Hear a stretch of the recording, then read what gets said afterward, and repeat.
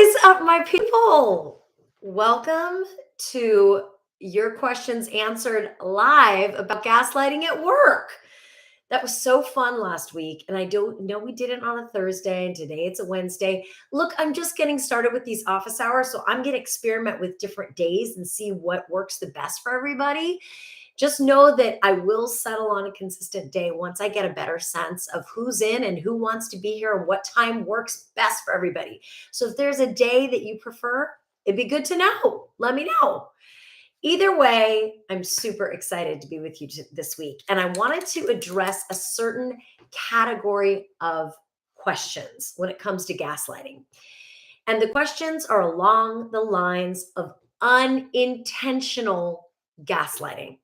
There is a whole group of people that watch my channel who I just appreciate so much because they are gaslighters in recovery, right? They know that they unconsciously and accidentally, I want to say, gaslight people without fully intending to. They don't mean to, but yet they find themselves doing it. And listen to this beautiful question I got. When you realize you've been an unconscious gaslighter, what can you do to recognize this when it creeps into conversation or communication? That's the first question. The second question is, what questions can you ask yourself before you try and explain your truth while avoiding the realm of gaslighting? Beautiful question, two parts to it. The first part of the question is, what can you do to recognize gaslighting when it creeps into conversations? Look, here's what I know. All of us have been gaslighters at one time or another, just like all of us have been liars at one point or another. Lying is part of the human experience, and lying is just a form of gaslighting, right? It's trying to convince someone of something that is not true, right? It's trying to talk them out of their sense of reality. So, by that definition, all of us at one point or another have been a gaslighter. So, half the battle is just recognizing that it's a human impulse. It's a human impulse to manipulate the world around us to meet our needs, right? So, the best way to recognize it when gaslighting is trying to creep into our conversation is to recognize when we feel exposed. What does it feel like when you feel exposed? Someone calls you out on something, your first reaction might be defensiveness. The minute you start to feel yourself getting defensive, I want you to just notice it, take a deep breath, roll those shoulders back, and just kind of be quiet with it for a second. I want you to think about the last time you were defensive. I mean, I don't have to think that far back because it happens all the time, right? It's human. And when you think about what you were getting defensive about, part of what solicited such a reaction is there was a little bit of truth in it. Whatever you were being accused of, or whatever somebody was calling you out on, or whatever you were being cornered about, there was enough truth in what was being said that really ticked you off and caused you to get defensive, which then caused you to shore up your position, which then caused you to gaslight and say, no, no, no, no, that's not what happened. You saw that wrong, or you're overreacting, right? That instant defensiveness is a great sign that there's an opportunity to calm down, be quiet, and just notice what's going on. The greatest way to stop gaslighting is to get curious about your own reaction, my own reaction, right? So if we think about the last time we got really defensive, right? And we get curious, like, why was I so defensive? Oh, yeah, because I secretly felt bad about something I had done or didn't do, right? Just acknowledging that part of the human condition is making mistakes. Part of being a human being is screwing up. And it's okay to screw up and own what you need to own. It's also okay to recognize, oh my God, I'm getting defensive because I feel guilty. Maybe that thing you feel guilty about is worth feeling guilt about. It's worth getting out in front of it and apologizing and making it right. But sometimes we feel guilty about stuff that we really shouldn't feel guilty about. I shouldn't feel guilty about taking time to be with my girlfriends from time to time. And yet I do. Why? Who knows? Cultural pressures around motherhood, blah, blah, blah. But if somebody calls me out like, "Oh, you went away with your girlfriends?" Like, that doesn't seem right. I'm going to get defensive. I'm going to, how dare you? I'm going to try and tell them why their worldview sucks, which is in a sense a form of gaslighting. I'm defending my turf. I'm rearing up, but they're entitled to believe whatever they want to believe, right? It's not my job to convince them otherwise. What I'm really doing is trying to convince myself that I'm okay, right? So the first step in stopping the gaslighting is number one, recognize when you get defensive. Number two, acknowledge maybe there's a grain of truth in this. Maybe I need to sit and be quiet instead of reacting. Maybe I need to look inside before I engage in a battle in a conversation. But the other thing to think about, sometimes when we're being called out and we're getting defensive and we're starting to gaslight, we're trying to fight our way through to be right, even when we're wrong. Sometimes it is very helpful to practice the very fine art of allowing ourselves to be diminished, allowing ourselves to be wrong. Have you ever actually sat in that feeling? Let's say you do something wrong. You know you should apologize, but you just don't want to. You're getting defensive. You're telling the other person they're overreacting. All of this because you're not comfortable sitting in the fact that you made a mistake. I want to tell you a story about this. I had someone just publicly at work dress me down for something I didn't even do.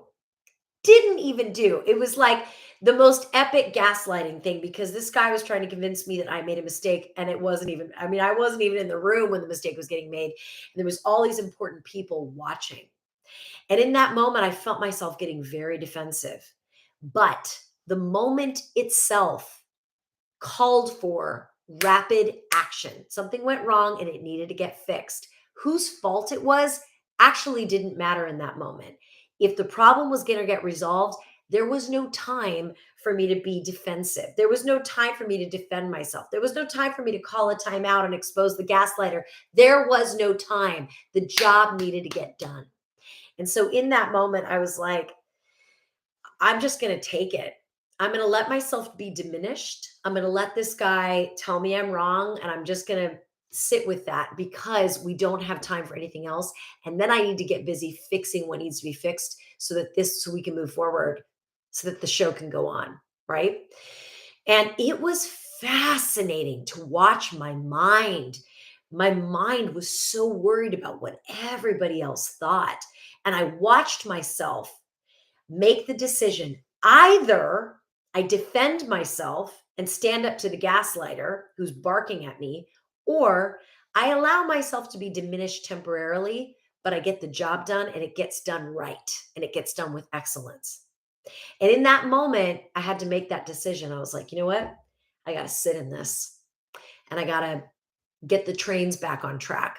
Once this is all blown over, I'll worry about my reputation. I'll worry about calling out the gaslighter. But right now, I got to make sure the job gets done. And it was so valuable because what I found is on the other side of just sitting in the fact that I'm being called out, what's on the other side of that is actually strength. You realize people can say anything they want. Nothing happens. We sit with it. We do it the next right thing and the next right thing after that. Before we know it, we're back to normal again and the situation has resolved itself. What ended up happening in that story, when the dust settled and the truth was outed, and the truth, I didn't even have to out it, it became very clear afterwards.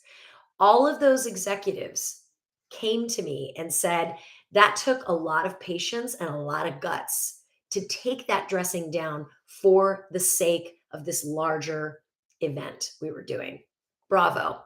So my personal brand actually strengthened and grew. Why? Not because I necessarily stood up to the gaslighter in that moment, but because I went back to what the real intention was, which was to get these trains on time and get that party started, proverbially speaking, metaphorically speaking, which I did.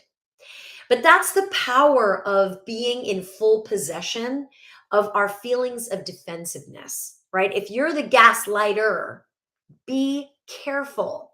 When you're feeling defensive, drop into that, notice it. When you're being gaslit, sometimes it's appropriate to call it out and be like, absolutely not. You're lying, whatever. But sometimes that's not what the situation calls for. We got to suck it up. We got to make things right. We got to move on and address the gaslighting after the fact when there's time to do that and it's appropriate to do that. So that's a lot of nuance. I know this is complicated stuff.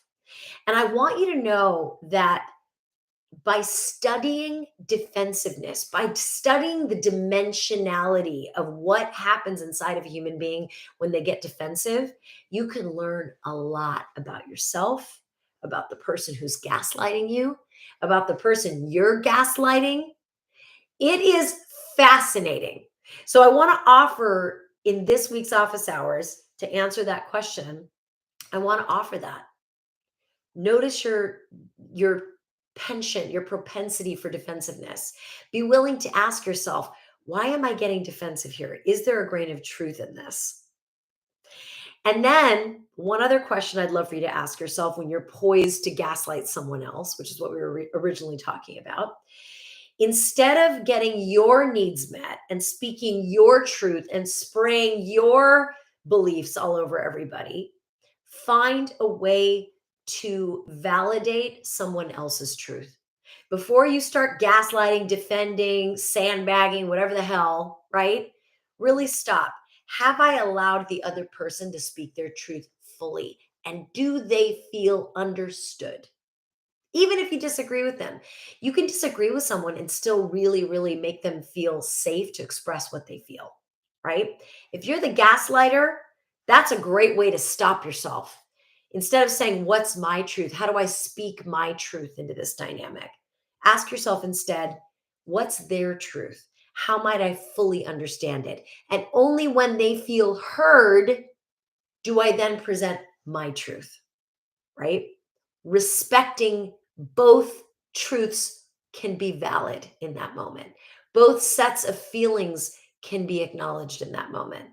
And that's a real powerful exercise for unconscious gaslighting. I hope you're enjoying this. I hope you're having a fabulous day. Please keep sending me your questions. I live for them. Big hugs and shine on. We need your light.